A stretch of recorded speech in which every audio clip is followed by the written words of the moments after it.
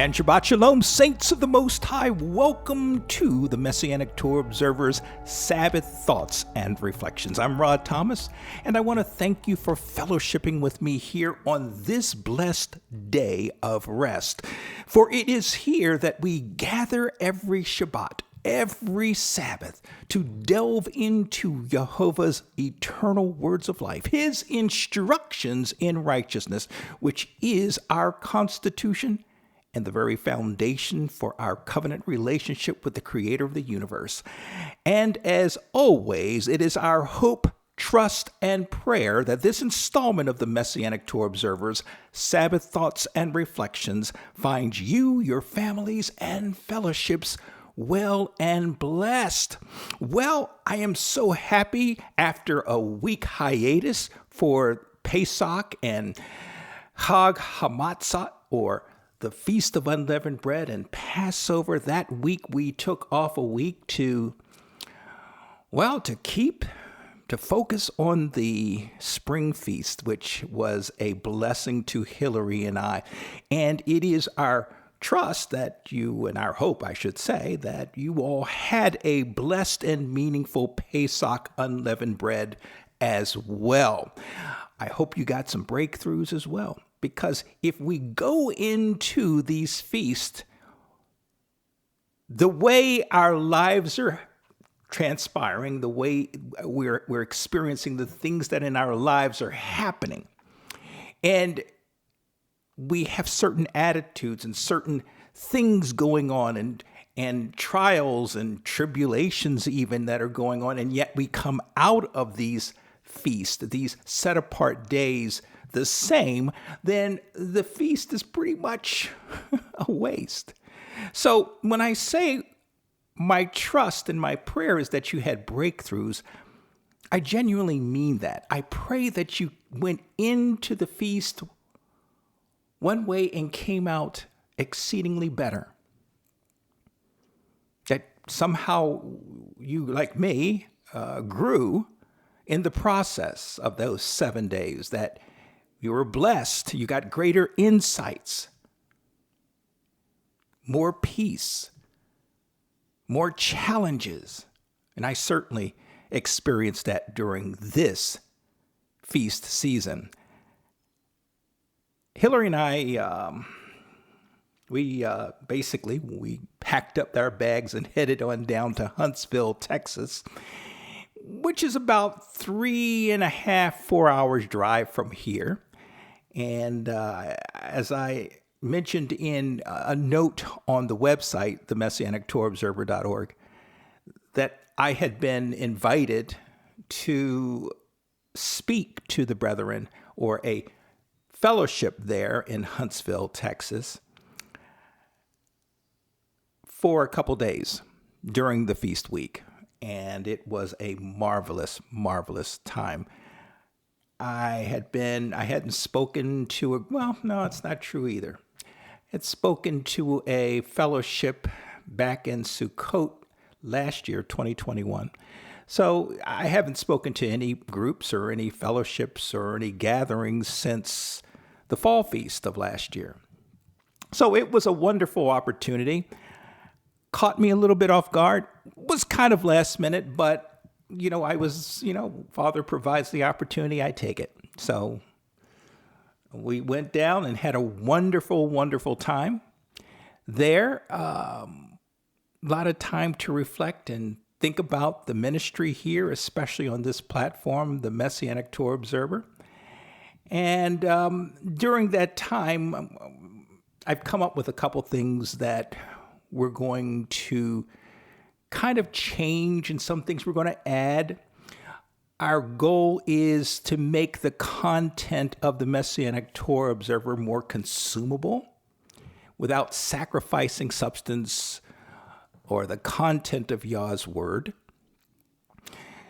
And so a couple of things that we're planning on doing in the upcoming weeks and months is to incorporate video onto this platform. Maybe not onto the platform. We'll start off with YouTube, and if that goes well, we'll look at adding it to the website. But we do have we have an audience on YouTube. Believe it or not, this podcast is sent over to YouTube, and we do have an audience on YouTube. So instead of just hearing, we're going to add the video to it as well, just to kind of help things along, to make it a little more consumable for people instead of bringing up YouTube and just having a static screen there with our logo image. I checked out one of our posts recently. I go, oh my goodness, this is extremely, especially, as long as I can get, as long-winded as I can get. This is insufferable to have to do this.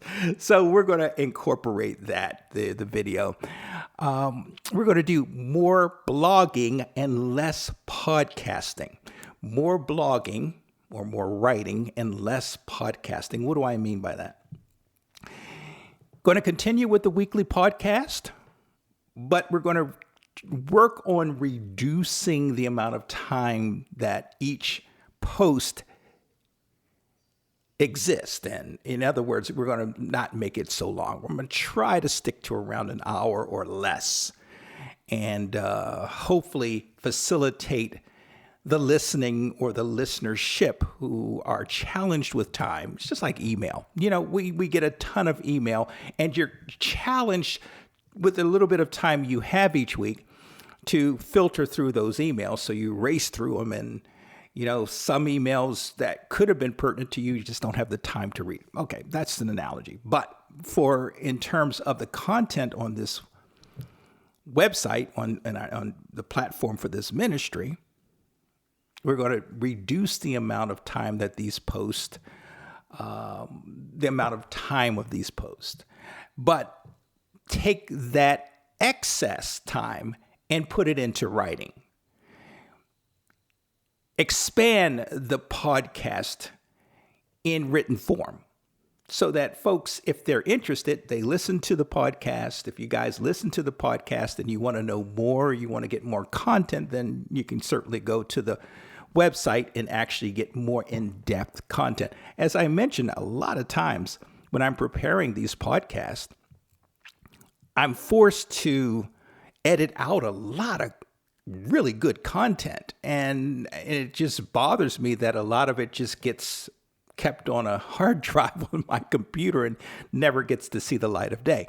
So I'm going to make sure that we start to put more of that content out in written form, as opposed to trying to squeeze as much as I possibly can on a podcast. So podcasts are going to be shorter. Blogging and writing is going to expand, Abba willing.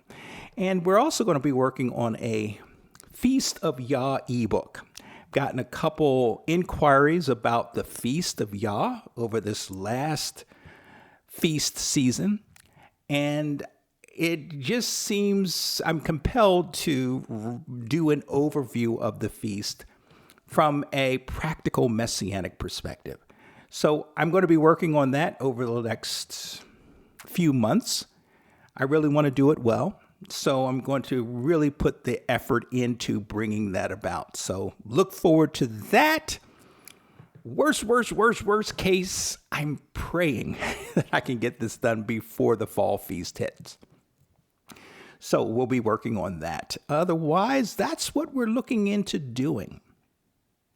So as to not prolong this program any longer, since we're going to kind of compact and reduce the amount of time for these posts, we're going to start with this one. And this particular post, actually, I am bringing to you, this is the message of two messages that I gave. This is the first that I gave to the brethren in Huntsville, Texas, last week. This is the first one. And it is entitled, The Exceeding Kingdom Qualifying Righteousness That Takes Us from Passover to Tabernacles. I pray that you'll be encouraged by it as much as it encouraged and fed me over the last week. And with that, I'll see you on the other side.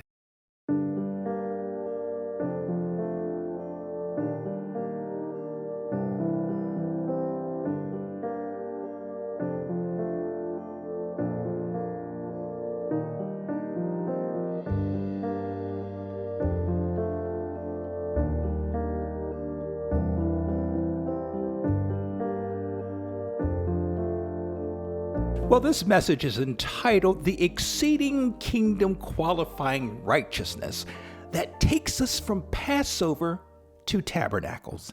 This is part one of a two-part message that I'm giving here during the Pesach, unleavened bread season, 2022. So one of the many things that Passover, also known as Pesach, and the days of unleavened bread, also known as Hag HaMatzah, one of the many things about these feast days is that we must be mindful of as we progress through the biblical calendar year, that these feasts, which are embedded in the Creator's calendar, well, they're emblematic of mile markers, signposts, if you will, along a rocky, difficult, and narrow pathway that begins with our leaving Babylon, our leaving Egypt, analogous to our leaving the world and on to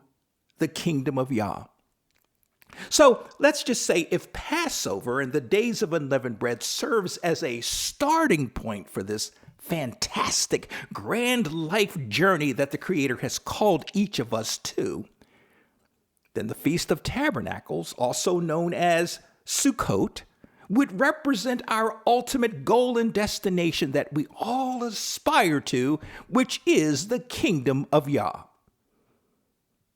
I would dare say that the Feast of Tabernacles is just about everyone's favorite feast. Why is that? Because Tabernacles is fun. Everything about it is fun. It's a happy time. And it tends to be the highlight of every true believer's biblical calendar year. And it should be, because Father designed it to be. It's a joyous celebration.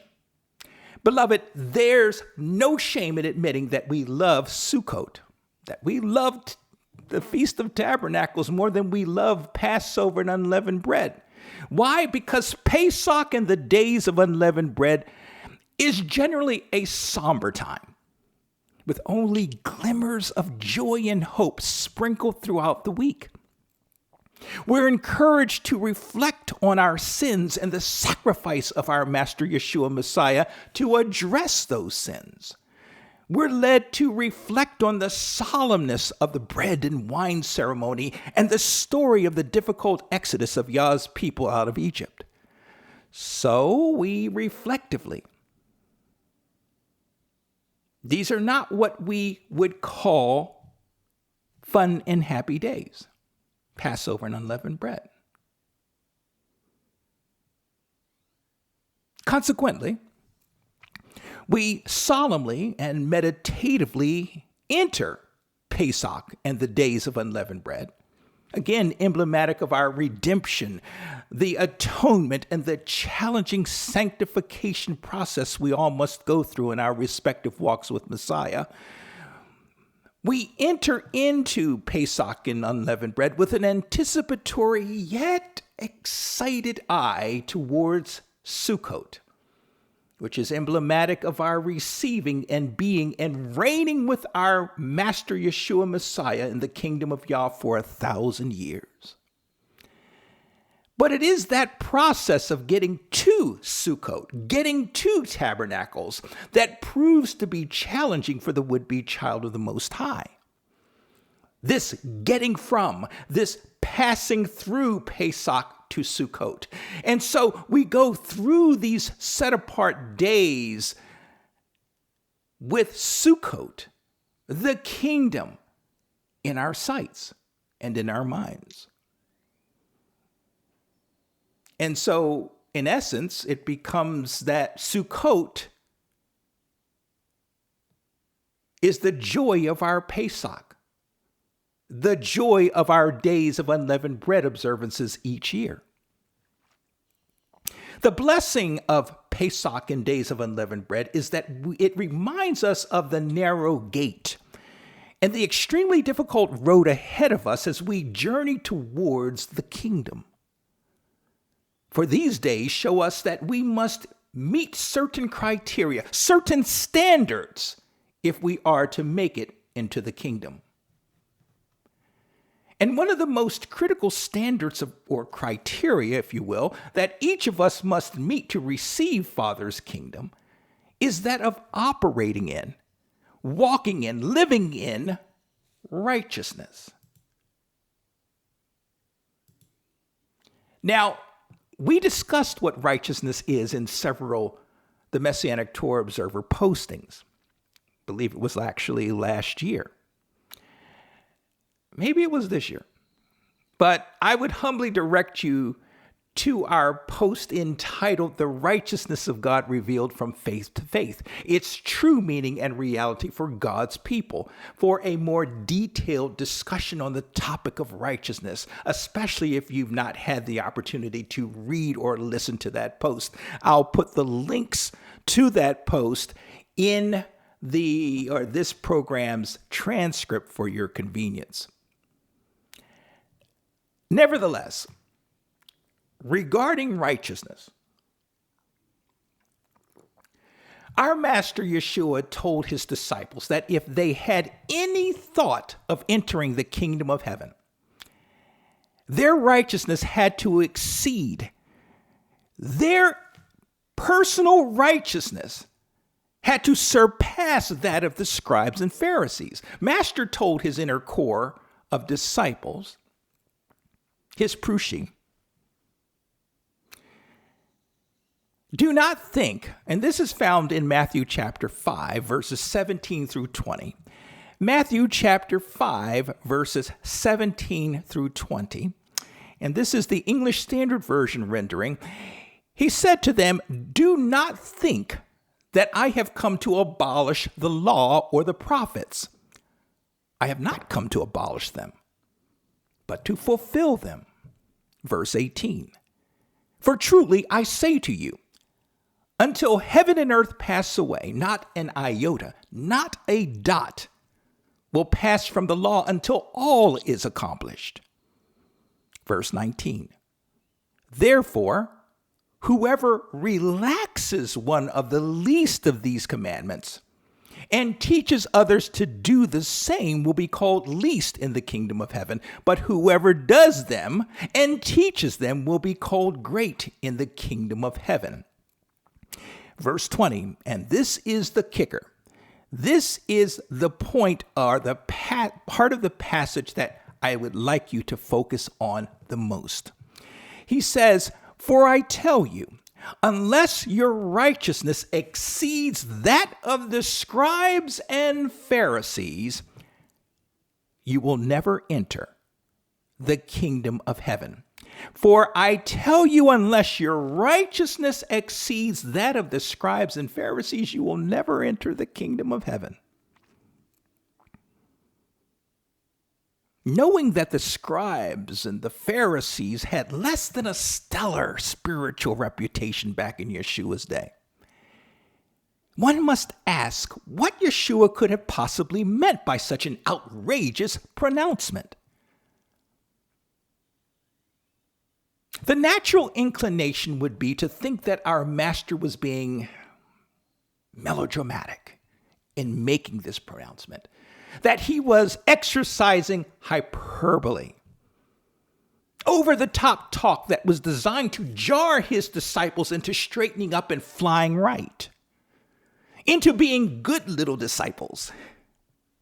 And so, in essence, he didn't really mean what he was saying outright to them concerning the realities associated with their righteousness.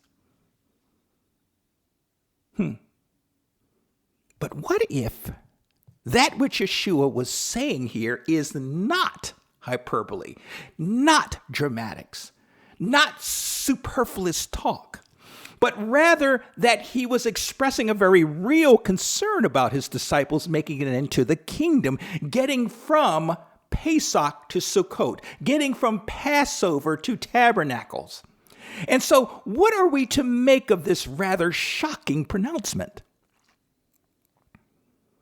If we truly hold to that adage and that belief that our master was in every sense of the word, the walking, talking word of Yah, the walking, talking Torah in human form, then Yeshua's understanding of the righteousness that was necessary for one to enter the kingdom, to transition from Pesach to Tabernacles, or Pesach to Sukkot, it stands to reason it would be the same as that of his father.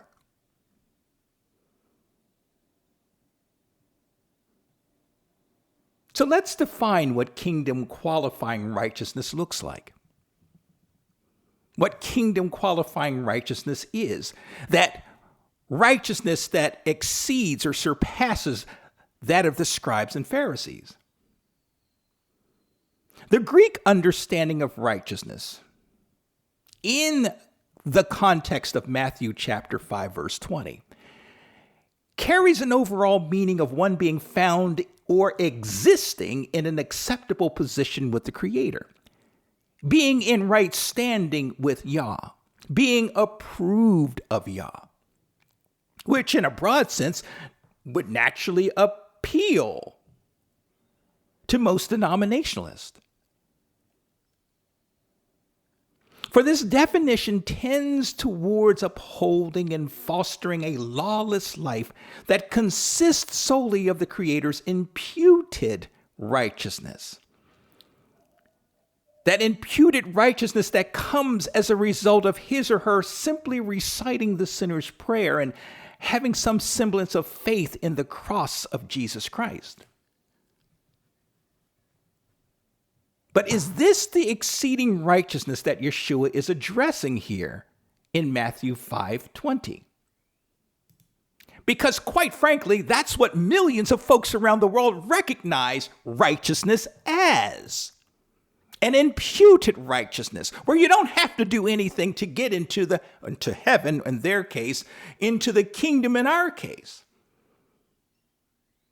And as sound as the Greek definition for righteousness may be, it is absent Father's more substantive understanding of the word and does not define completely the righteousness that the child of Yah must possess and operate in if they are to make it into the kingdom, if they are to make it from Pesach to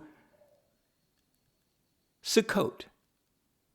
Passover to Tabernacles. The Hebrew word for our English term righteousness is Zadokah, and the root of Zadokah is Zadik. And the meaning that we draw from Zadokah and Zadik is that of one who walks a straight path.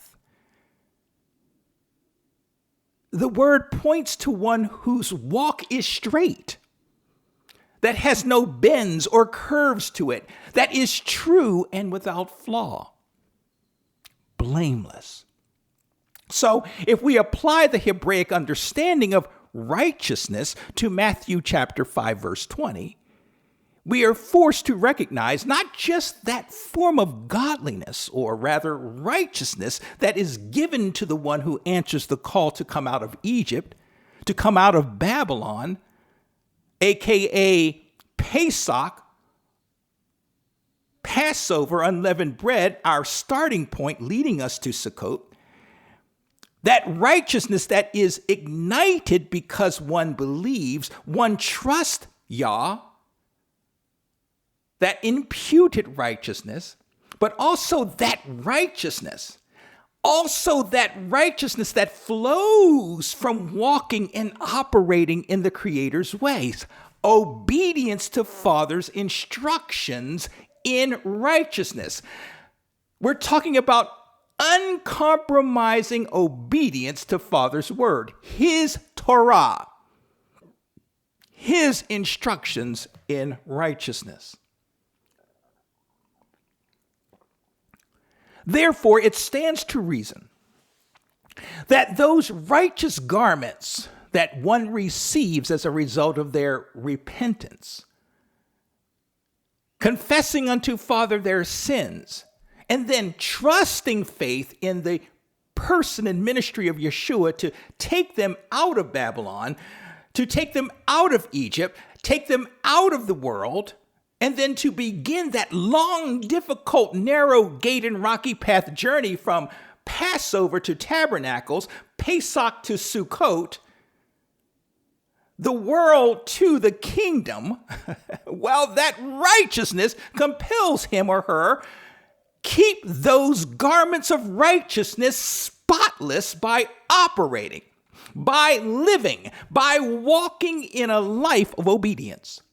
In other words, to walk, as the prophet Jeremiah wrote, by the rivers of waters in a straight way where we will not stumble.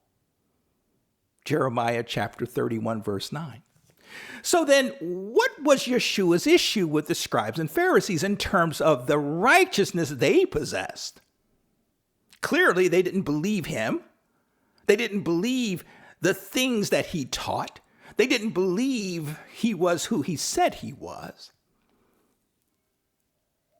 Beyond these things, Yeshua in fact referred to them as hypocrites, blind guides, a brood of vipers. So they had, as I stated earlier, less than a stellar reputation. So what righteousness did the scribes and Pharisees possess that was worth mentioning by Yeshua? Yeshua recognized that his nemesis, the scribes and Pharisees, he recognized that they walked in an exceptional degree or a level of righteousness that few in his day could ever match. And it turns out that the scribes and Pharisees lived quite disciplined lifestyles, despite many of them being hypocrites, being blind and outright jerks. Regardless, they lived extremely disciplined lives. They did, in fact, possess a righteousness. But it was a form of righteousness. Obviously not the type of exceeding kingdom qualifying righteousness that Yehoshua requires of his disciples. And that's where the rub is. Yeshua talked about scribes and Pharisees being so meticulous in walking out their religion, which they described as a fence around Torah. Let me take you to that passage. Matthew chapter 23. Matthew chapter 23. We're going to be looking at verses 23 through 31. Matthew chapter 23, verses 23 through 31. And the English Standard Version reads as follows. Woe to you, scribes and Pharisees, you're hypocrites! For you tithe mint and dill and cumin and have neglected the weightier matters of the law, justice and mercy and faithfulness. These you ought to have done without neglecting the others. Verse 24. You blind guides, straining out a gnat and swallowing a camel. Oh. Verse 25, woe to you, scribes and Pharisees, you're hypocrites. For you clean the outside of the cup and the plate, but inside they are full of greed and self-indulgence. Verse 26, you blind Pharisees, first clean the inside of the cup and the plate, that the outside also may be clean. Verse 27, woe to you, scribes and Pharisees, hypocrites! For you are like whitewashed tombs, which outwardly appear beautiful, but within are full of dead people's bones and all uncleanness. Verse 28, so you also outwardly appear righteous to others, but within you are full of hypocrisy and lawlessness. Quite an indictment, huh? Continuing, verse 29. Woe to you, scribes and Pharisees, hypocrites! For you build the tombs of the prophets, and you decorate the monuments of the righteous, saying, if we had lived in the days of our fathers, we would not have taken part with them in shedding the blood of the prophets. And verse 31, Thus you witness against yourselves that you are sons of those who murdered the prophets. As I said, quite an indictment. A very detailed indictment of them as individuals and their self-righteousness, the righteousness they created. The scribes, grammateus in the Greek and sopharim in the Hebrew, these were precursors to what we would refer to today as the so-called Jewish sages, the wise ones. You see, these folks were the teachers of Torah. They were the teachers and expositors of the law. And Luke referred to them as doctors of the law. Luke chapter 5, verses 17, Acts chapter 5, verse 34. Did you know that the prophet Ezra was a scribe, albeit not corrupted as those in Yeshua's day? Ezra chapter 7, verse 6, and Nehemiah chapter 8, verse 1. But the job of the scribe was to interpret the law, to interpret Torah to the people, and serve as officers of the court, or in Yeshua's day, the Sanhedrin. They were the smartest kids in class, so to speak.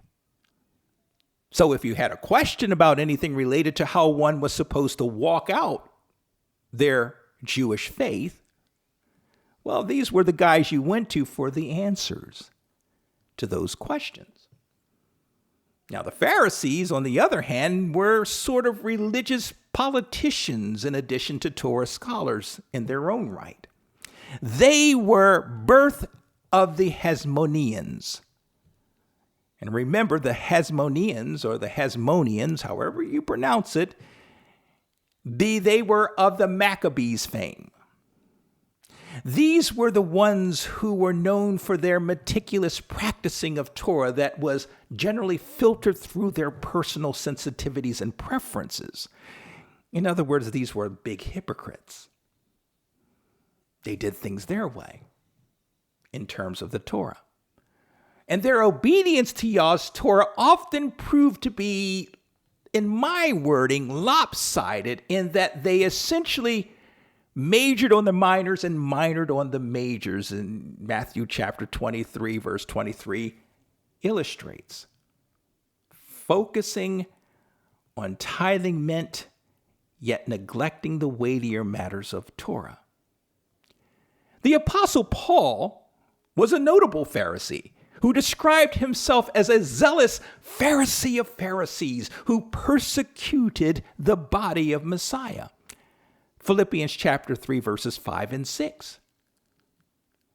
Nevertheless, Yeshua held these folks, the scribes and Pharisees, responsible for teaching and modeling Torah to the people. To him and his father, Yeshua and Yehovah, their righteousness should have been the example. The scribes and Pharisees, according to Yeshua and according to Father, the scribes and Pharisees' righteousness should have been the example that the people would aspire to, would, in a sense, imitate. But it turns out that these folks, despite their diligence, their zeal, they're meticulous in expounding and keeping the parts of the law that work best for them, picking and choosing what laws to keep, most of them were hypocrites and they were corrupt. Not all of them, but a good amount of them. They basically did not practice what they preached. Now, the problem as it related to the righteousness of the scribes and Pharisees, as Yeshua saw it, was that their disciplined lives were made up and prescribed by them, not by Abba Father, by them. They set the rules. They set the traditions and the laws for their way of life, their faith, that they essentially forced upon the people. And to be frank, not unlike that which the church triumphant has done throughout the centuries. And it was their righteousness that they doubled down upon and pushed upon the people. Consequently, they did not double down upon the life that Yah originally prescribed for his people to walk in. And woe to any who would challenge them and their authority and their way of life. And we know that Yeshua would end up paying the price with his life for doing that very thing, challenging the righteousness of the scribes and Pharisees.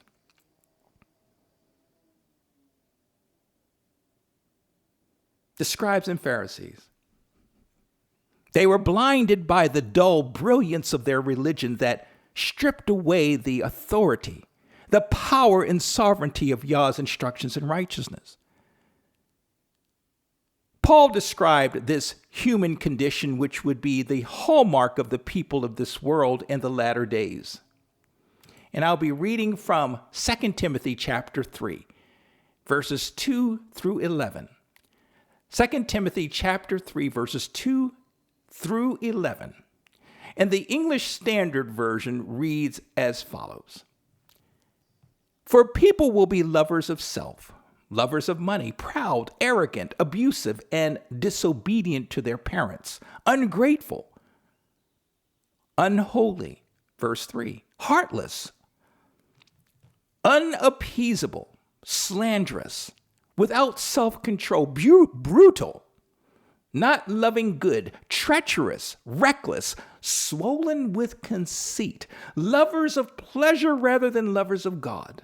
Verse 5, having the, and this is the crux, this is the kicker that I applied here to the scribes and Pharisees, having the appearance of godliness, but denying its power. And Paul instructs his readers, avoid such people. Don't have anything to do with them. Verse 6, for among them are those who creep into households and capture weak women, burdened with sin and led astray by various passions, always learning and never able to arrive at a knowledge of the truth.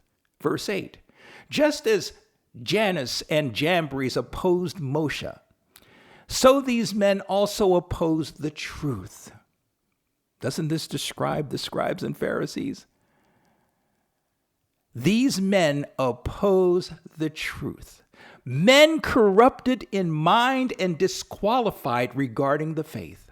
Verse 9, but they will not get very far, for their folly will be plain to all, as was that of those two men being Jannes and Jambres.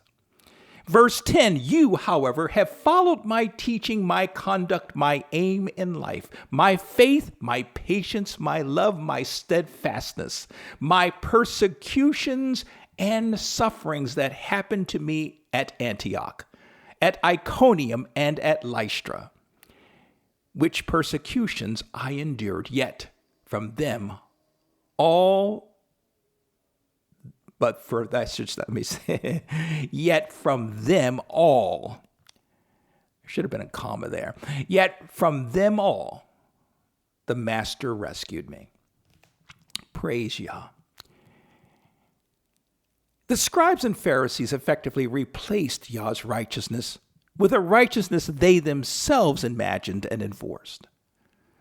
Unfortunately, their righteousness was devoid. It was missing the essential elements of Yah's or our Father's heart, which consisted of love, true justice, and mercy in each of his children's walk.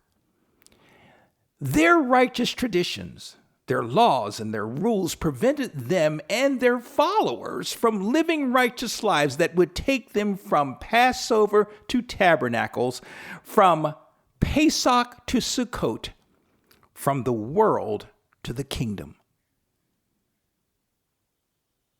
As in Yeshua's day, Many of y'all set-apart people look to their religious leaders and religious institutions to inform them, to describe to them, to model for them the righteousness that would get them into the kingdom, that would essentially take them from Passover to Tabernacles.